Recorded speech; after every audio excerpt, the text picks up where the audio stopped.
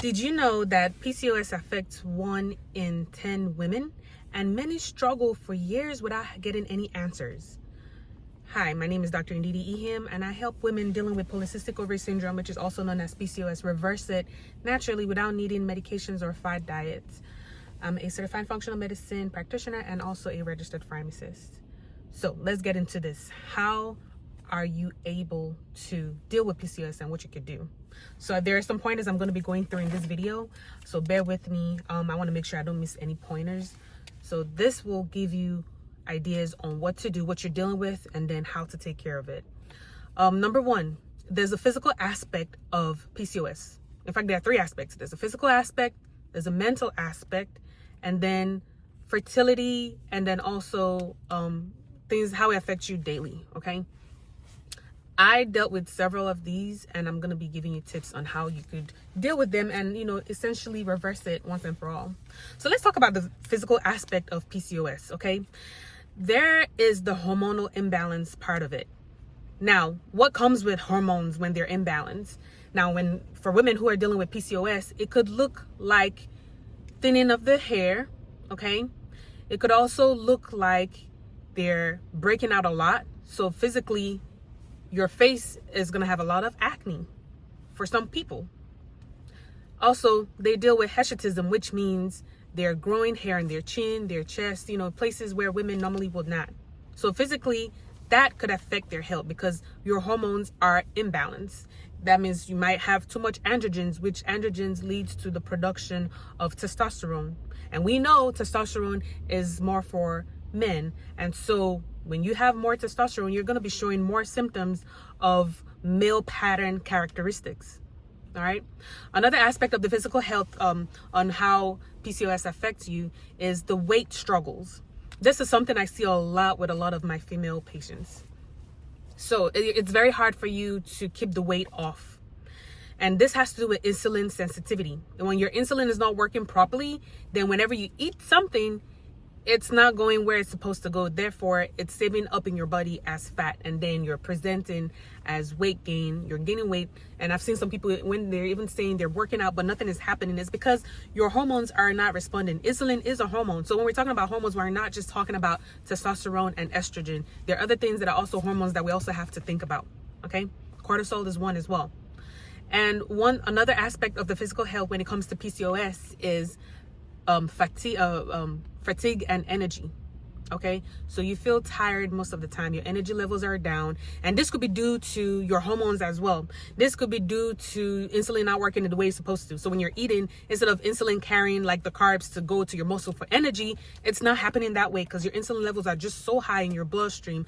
And so now you're tired all the time. People are calling you lazy. You know you need to work out, but you just don't even have the energy to go out to do it. That is what PCOS looks like physically for some women. Okay, now let's talk about the mental and the emotional part of PCOS. What does that look like on a daily basis for some people? Mood swings and anxiety. Okay, and that just comes to be like, if you think about it, well, if you don't feel good about yourself, if you don't feel good about the way you're looking, if you don't feel good about the way you're physically presenting, it could cause you to feel anxious. Okay, people are coming up to you, giving you unsolicited advice like, oh, you can use this for your skin. Oh, your hair is falling out. Why don't you try this? Oh, why are you lazy all the time? Why are you tired all the time? Like those kind of judgments. And it's making you tired and it's making you angry because you're trying to tell people, this is out of my control. I don't even know how to explain it. I'm not trying to be tired on purpose. I'm not trying to not lose weight. It's just not working. I'm trying things and they're not working. That is what PCOS looks like for some people every day. Another thing also is brain fog. Okay, brain fog and just your concentration. Okay, so this could be more of because things are not going where they're supposed to, your brain starts getting affected. Okay, so and now this is going back to gut. Sometimes when we eat foods, good nutrients are supposed to be going back to the brain axis, but if that's not happening, then you start having brain fog. You're not getting your sugars going up there to where they need to be and do things they need to do so you can be concentrated. All of these are working together hand in hand, one way or another, indirectly or directly. And you might not even have ever thought about it, but that is what is really going on. you're confused, you have all of these things in your mind that you want to do, but you can't even get yourself to start figuring out which one to attack. This is how PCOS looks like for some people every day. Then let's not even talk about the body image issue. Okay? You buy a new dress hoping that you lose weight. You're working out and nothing is happening. Or you're even working out and you're gaining more weight. That is the most annoying part of it. It's like, how can you be working out and you're adding more weight? How can?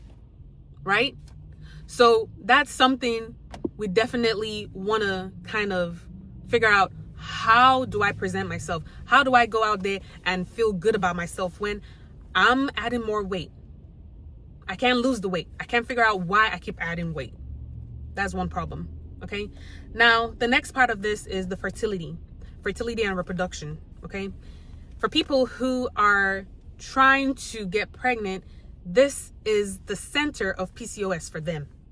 Fertility issues that they did not plan to have. You're out there, you get married, and next thing you're having miscarriages. That was me. Right? You're trying to get pregnant and it's not sticking. Or you can't even get pregnant at all. Worst of all, you're not even ovulating. Some people tell me they've not had a period in 2 years. Some people tell me when they have their period, it's going on and on for 3 weeks. How do you know when you're ovulating when you don't stop? Or when it doesn't even start? It's like it's everything in one kind of problem. PCOS is just a crazy problem to have, right? So that's another thing. So that comes with irregular periods. When you have irregular periods, it's hard for you to predict when you need to family plan, right? If your period is supposed to be every 28 days or 27 days or 26 days. And I'm saying these because there are women that their periods is like every 3 months. It's like very irregular. So if your period is supposed to be normally 28 days, but then you're having a period that is extended for 2 months, or you're not even having a period at all. It's like my period comes once every 6 months, or it might come this month.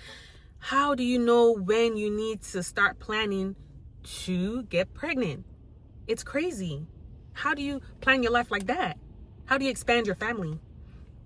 So that's one thing. And then the last part of this with like the daily life challenges that you have with PCOS. Like for instance, trying to figure out what do I need to eat? The right diet and the right lifestyle. Because you hear so many things, right? You go on the internet and they're telling you, oh, try this keto diet, or try just vegan only, or try.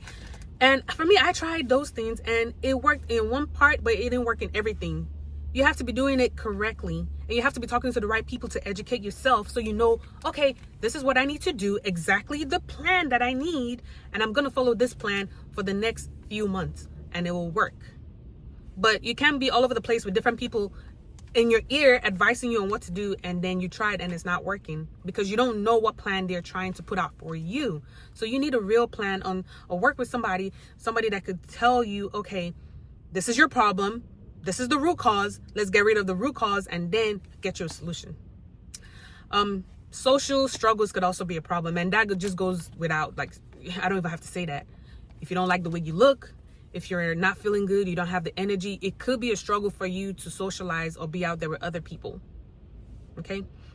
And last thing I'm going to touch on what PCOS looks like on a daily basis is misdiagnosis. You might go see a doctor, say, doctor, I've not been having my period. And they're like, oh, okay, go ahead and get on this drug, metformin, this, or letrozole, that. And you get on those things, and that's not the problem. They didn't know it was PCOS.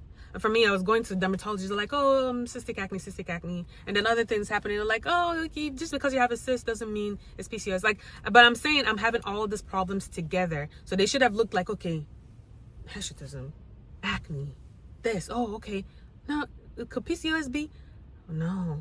And they tell you it's not, and then they treat you for just one thing out of the whole umbrella of PCOS. Meanwhile, they should have been looking at you as a whole. So that is the problem when now the doctors are not as educated on this subject, and you're just alone trying to still find answers by yourself. The doctors are not telling you what you need to know, right? So how can we fix this? I'm going to give you 3 pointers, all right? How can we fix all of these problems so you don't struggle with PCOS every day on a daily basis and you can start getting results for yourself? All right, I'm going to give you 3 pointers. Number 1, diet and lifestyle. Honestly, that is what has worked for me.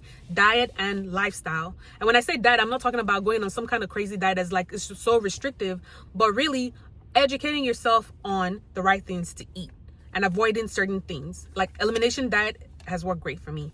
Avoiding the sugars, avoiding the bad oils, avoiding certain chemicals in the food items. Like before you eat anything, turn it around and know what those things mean. You see corn fructose syrup, run away. You see sugar, like avoid those things, because those are you're just feeding the bad things that your body is trying to get rid of, right? Number 2, work with a specialist. Like get with someone who can actually do lab tests so they could give you the results that you need, so you can know exactly what it is that you're going through. Get with someone who is in the functional medicine or alternative medicine field if you've gone to several doctors there and you've still not gotten the answers that you need, right? Work with a professional that could help you. Okay. And also number 3, you need to be tracking your results. Like you need to be tracking what it is that's going on. Track your problems, track what you're doing, and then track your results, so that when you sit in front of somebody, you have something to go off of, right? So these are the things you need to be doing. Now, I do offer consultation and coaching for women dealing with PCOS to help them reverse it naturally without medications or fad diets. So if that's something you're interested in, definitely I'll put the link below. You could click on it and we could get on a one-on-one conversation. But if you found any help in this video, like, subscribe, share with somebody that might find this helpful as well. And let me know, what is the craziest thing you're dealing with PCOS? Put it down in the comments and I will be sure to respond and give you help. I'm really here just to put out information out there and help you in any way that I can. And if you feel that, it will be beneficial for you to get on a conversation with me, we could jump on a session, and I want to talk to you. I want to hear from you and see how we could work together. Until next time, take care, and I will talk to you later. Bye-bye.